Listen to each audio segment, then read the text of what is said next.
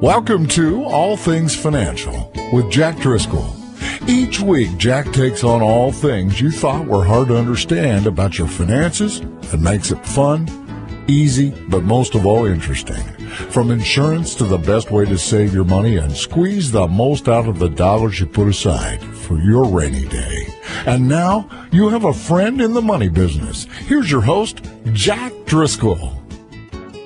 Welcome back, everyone, to another edition of All Things Financial. What I do on this show, as you know, this is a public service. I try to share with all of you watching and listening on the radio many different things that I run across through my week and share with all of you on what can help you with your finances and your future, a lot of your planning, and some of the risks that we are involving ourselves with that we don't understand that can impact maybe the safety and security of our family.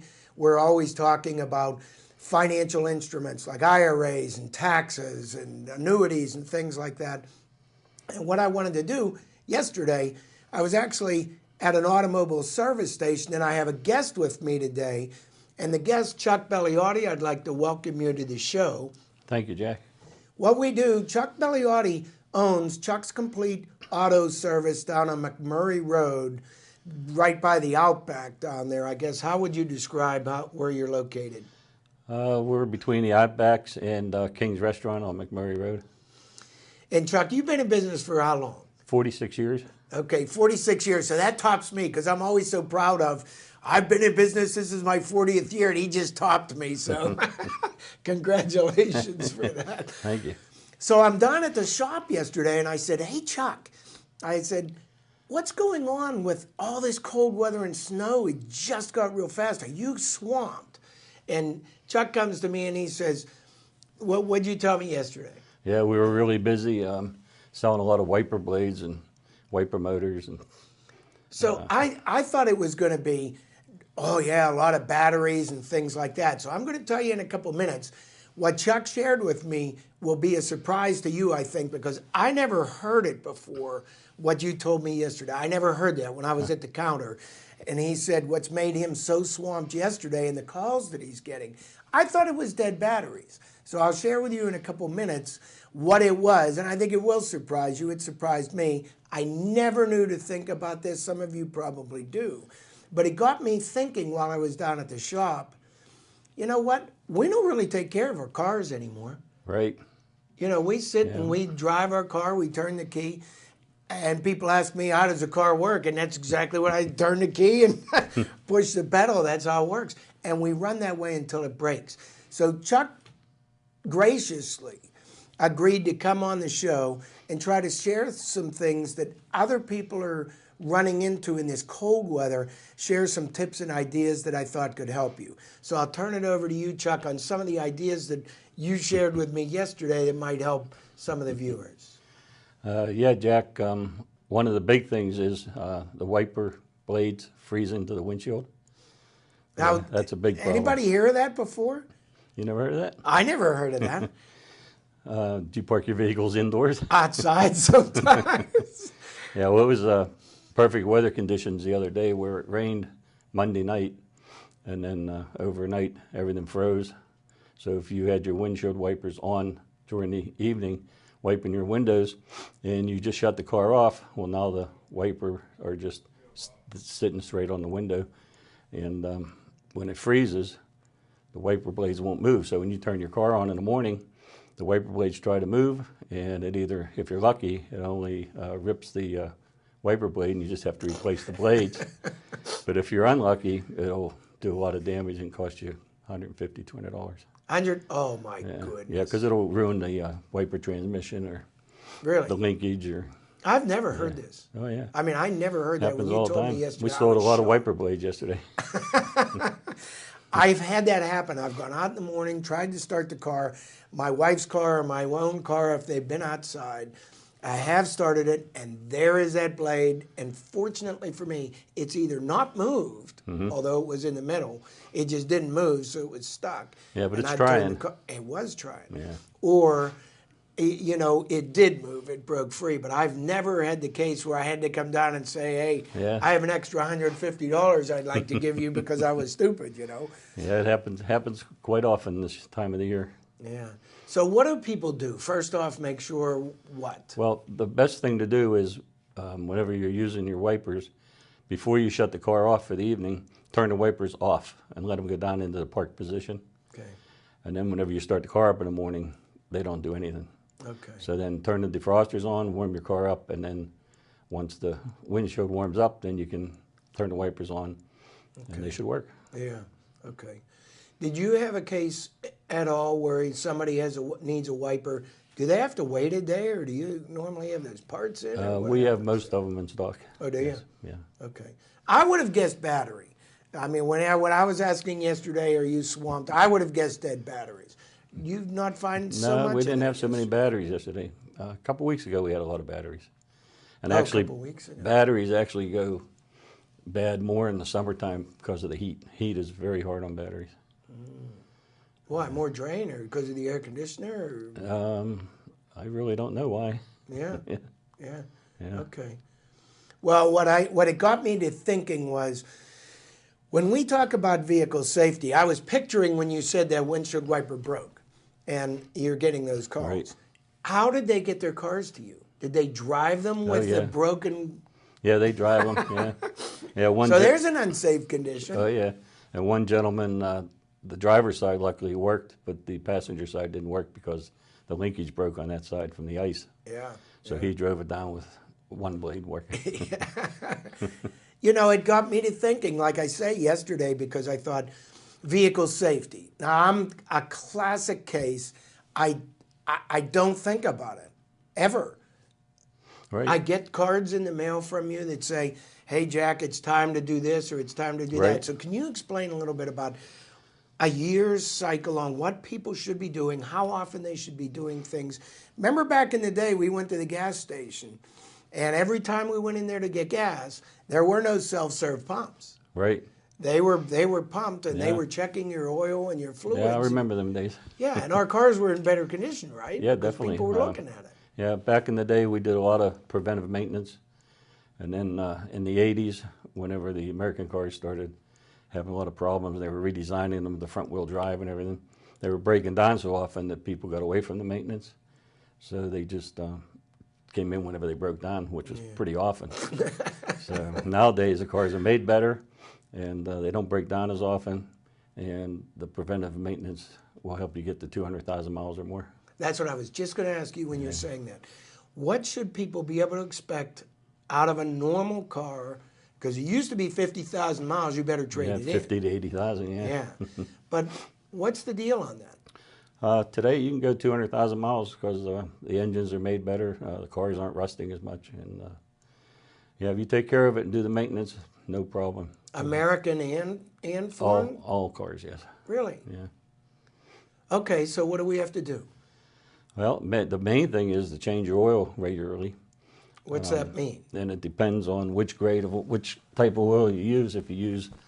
We use mostly synthetic blend, which is a blend of synthetic and a blend of regular oil.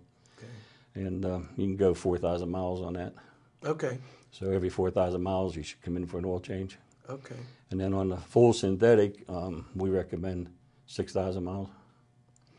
So every 6,000 miles, you come in for an oil change. And then when you come into our place for an oil change, we do a courtesy check, which checks everything over real quick.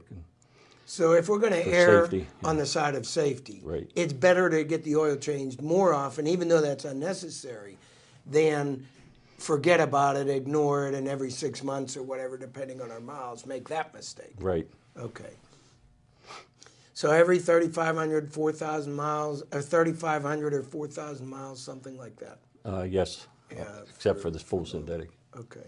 What else do we need to do throughout the year to make sure we might be able to get that 200,000 miles in a well-maintained car? Okay. Well, there's transmissions. All your fluids need to be changed regularly.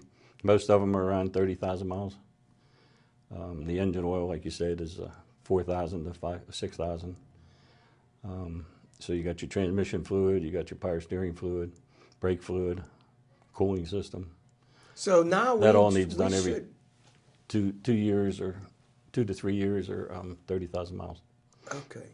So that leads me to believe I can't keep track of this. Right. I know right now to hear you talk, I won't keep track of that. So I should probably, I'm thinking, have a log in my glove compartment that I sit and I say, this many miles on this date, here's what I had done, right? So when I take it into your shop, I could say, hey, my log's in the glove compartment, check it over for anything that it needs or whatever, right? Yeah, that's a very good idea, yes. But if you come to our place, we'll check your mileages and we'll recommend when your services are due. And are you keeping records? Like you'd be able to look up my car? Definitely. Okay. Yeah. Yep. So you'd be able to look up the car from the last time in, all the service records on it, and say, hey, it's due for this, it's due for that, and keep it maintained. That's exactly right, yes. Okay. Yep. And then we send out reminders and things like that. So when we get a lot of these cars at 80,000 miles, 100,000 miles, 110, and they're starting to have a lot of problems, how much of that would you say is our fault as a user malfunctions by not taking care of the cars? Right. Yeah, a lot of the cooling system problems are because people don't flush out their cooling system. And if they would flush out their cooling system, water pumps would last longer, head gaskets would last longer. Really? So then you'd get closer to your 200,000 miles. Yeah. So do you have any chart or anything like that on general maintenance that you send out newsletters, I know, that here are the things. What do you have to help us get on track? Because I'm definitely not on track. Yes, right. Well, like I said, we keep track of all your maintenance. And if you're due for any of your services, we recommend them. And I actually wrote a book that tells you about all the maintenance and everything you should do. How do we get a copy of the book? I should have brought one with me. How do we get a copy of the book? You just come down to the shop and ask for it, or they're on Amazon.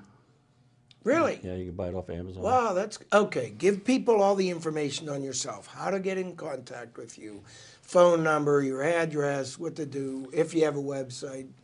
Website is chuckscompleteautoservice.com. Phone number is 412-831-2510. Our address is 75 McMurray Road, Pittsburgh, Pennsylvania, 15241. I guess that's it. And if they want to get on, getting on your newsletter and things like that you send out, they just come down and visit. They could do what I recommend is get your car down there, just say, hey, Chuck, can you look over my car? Is it safe? Are there any things that you find that I should be doing to prolong the life of my car and maybe get on track? That would be a good start, right? That's right. That's a good place to start. Yeah, and then they get on your records. You have them in your database. You could start kind of giving them reminders and things like that. Yeah, once you get in our computer system, we take over from there. Okay. All right, here's another pet peeve I have in the winter. I'm going up a hill or I'm going down a hill, and the car in front of me is either going 2 miles an hour. Oh, yeah. Or they're spinning all over the place, and they're potentially, I think, going to smash into me. Okay. They're either going to slide down the hill, go up there. They just either don't know how to drive, or their tires are bad. That's right. So what's the deal there on skills of driving in the winter? Because some of it's a skill issue, and the other is on the equipment. Right. Yep. Most people leave their all-season tires on all year, and if those tires are worn down, like less than half, and you get a decent snow, they're not going to be any good. The best thing to get is snow tires, and the new snow tires today are softer rubber, and they actually can grip on ice pretty good. Really? Yeah. So if you put 4 snow tires on your car, you'd be amazed at the difference on how that car handles and goes up hills and stops going down hills. And yeah, all our vehicles that we use have 4 snow tires on them. And the customers that do buy snow tires from us, which are quite a few now, because every year there's more and more people doing it, they're amazed at how that vehicle handles. Yeah. Okay, I have to think of that because there are some cars that I know of that people have that they say they're bad in the snow. And maybe some cars are better in the snow than others, right? Right, yes. Yeah, but the ones that especially are uncomfortable, I guess if anyone's uncomfortable driving in the snow or they think their car's not good in the snow, we need to get back to Snow tires, definitely. Yeah. Yeah, like I said, the technology in snow tires is amazing. What's it cost typically to? My biggest objection to snow tires was always, I have to keep getting them switched on and off and on and off, and Right. I have to store the tires. That's right. So that's Yeah. that's my biggest thing. Yeah. How much does it cost to switch those tires back and forth? To mount and balance the tires, it's $20 a tire. Okay, that's So not it's too bad. $80 for 4. Is that if they're, and that's if you're putting them on the same wheel that the all-weathers Right. were on? Right, you're mounting and balancing. them. Okay. So some people, if you have old wheels, they can keep them mounted, and then you'll just swap the tires, Yeah, and then you'll and balance that's the usually line. $20. Yeah, Okay. most cars. Do you need to balance on a line? Do you need to balance on a line? Yeah. Oh, definitely. Yeah. Okay, because I've heard 'Cause both on that. As tires wear, the balance will change on a tire. Okay.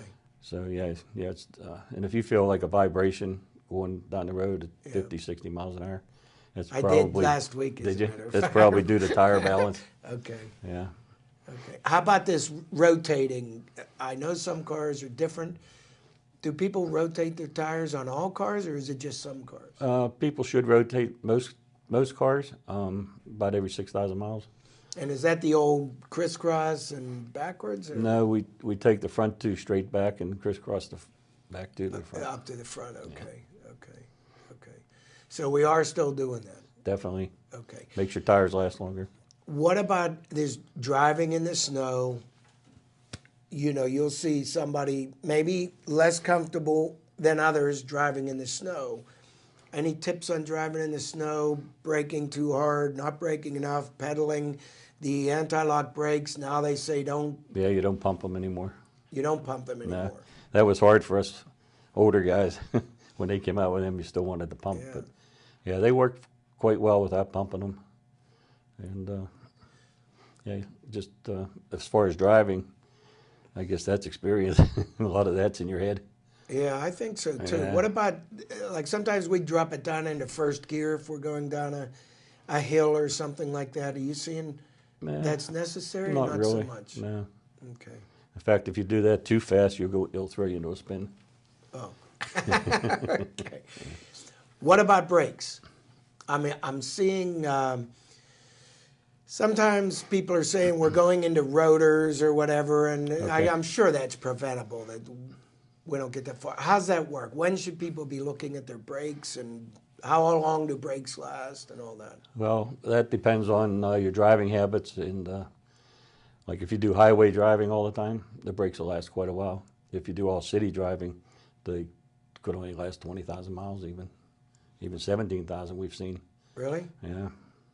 Are tires like that too, or no, by definitely. driving habits? Yeah. They are? Yeah, if you drive highway miles all the time, it's nothing to get 40 or 50,000 miles out of your tires. But if you drive city all the time, then you get Yeah. 15, Okay. 17,000 miles, yeah. Hey, folks, picture this. I mean, on the financial planning side of things, you have a car that 50 or 70,000 miles, you keep buying a new car or leasing a new car. And here Chuck saying, no, if you like the car, you might be able to get 200,000 miles if you're lucky and properly maintain the car. How much more money could that allow you to be putting into your retirement plans? We're all talking about not having enough money to retire on. We're all talking about what happens with the stock markets and dropping our accounts down, and what are we going to do? Where are we going to go to get more money to try to invest more because of the markets dropping, or just because of whatever reason we won't have enough to retire on? And this is one major area, I think. We're wasting money through our own ignorance of not knowing. We could prolong the life of our car. We own a car, have payments for maybe 5 years, but we might get 10 years out of the car, which means 5 years payments free. That's what, $400 a month or $300 a month or whatever it is for a car payment that now can go into your retirement plan for the next right. 5 years. That's true. And that's huge. So you look at that and you say, take care of the car. But here's my other issue on taking care of a car. I feel that, and I've always felt this, we're driving a lethal weapon when we're in our cars. That's true. Yep. And they're scary. and I see people texting, and I see people I see tailgating out on 79 a lot. A lot. They're right on my tail, or they're right on the tail of somebody in the passing lane. And I'm thinking, there's no way you have time to stop. And I've talked about this on other shows. So that gets me into, are you being responsible out there with your family security and your finances? Because you could lose your house over those mistakes if you're in a car accident through either your brakes failing, or your tire, or you're running too fast on snow and ice, things like that, or you're not maintaining your car, it breaks, or you have bad brakes or whatever. And here it gets to, is your insurance even high enough in limits that if you cause an accident like that, did you just lose your home and all your financial security? So it starts, I think, with, in your line of work, preventative measures, take care of your car, be cautious, right? Right. It's actually cheaper to do preventative maintenance on a car than it is to wait till it breaks down. And then you're actually inconvenienced also, because now you have to leave the car for service. Yeah. If you do preventive maintenance, you can kind of do it at your own time schedule. What was that old ad way long time ago? You could pay me now or Yeah. pay. What was that? That's what it was. Remember? Yeah, that was on oil changes. Oil changes. Yeah. What was that? You can pay me now or pay me later. And what were they saying now? As I remember it was pay me a little bit now. Yeah, because you pay for the oil change now, Or you pay for an engine replacement. I thought later. that was an awesome ad. That was, yes. when I heard that you could do an oil change now, which would be every 3,000. I mean, every 4,000 back miles. then. Let's say It was 3, yeah. See, that's the old fashioned. Every 4,000 miles now, or you can not do that. And if you not do that, you run a very high risk of, if you don't do that for long enough, you're going to end up getting into new car payments all over again, unnecessarily, or pay for a whole engine, right? That's true, yep. Is there anything else you want to share that you think we ought to know before we wrap up? Well, on the idea of frozen wiper blades, there's also the same thing happens with power windows. If you start your car up in the morning and you put your power, like you stop for coffee at a drive-through, and you try to put your window down and it's frozen, it'll break the inside plastic pieces on the motor. Now you're into $400 or $500 sometimes. Wow. So yeah. So I wouldn't have thought of that. Just let the defrosters heat everything up, and then put your windows down. That has happened to me. Oh yeah. It didn't it's break. happened to me. And what I do, as stupid as this sounds, I push harder on the button like that's going to help get the window down. Or you hit it 4 or 5 times. Yeah. Where I should learn now, because of what you just said, don't push it. No, you're going to break this. Yeah, it's not worth it. Most things in cars today are plastic, and they work fine as long as everything's good. But once like ice and stuff like that, then it's very hard on it. Okay, appreciate that. I wouldn't have known that. Chuck, give them one last time how to get in touch with you and where your shop is. And Chuck's Complete Auto Service, 75 McMurray Road, Pittsburgh 15241. Or you can call us at 412-831-2510. And how do they get your book on Amazon? What's the name of the book? It's by Chuck Belliotti. Well, actually, Charles Belliotti. Spell Belliotti. B as in boy, Elliotti. Okay, so they can look you up by name and get a copy of the book author, and all yeah. that. Or call the shop and they'll help you out with that. Yep. Chuck, thank you very much. I All appreciate right. your coming Thank you. on the show. Thanks, everyone, for tuning in. We'll be back again next week. Securities and investment advisory services offered through SagePoint Financial Inc., member FINRA SIPC, and registered investment advisor. Insurance services offered through Driscoll Insurance and Financial Services Inc., which is not affiliated with SagePoint Financial Inc.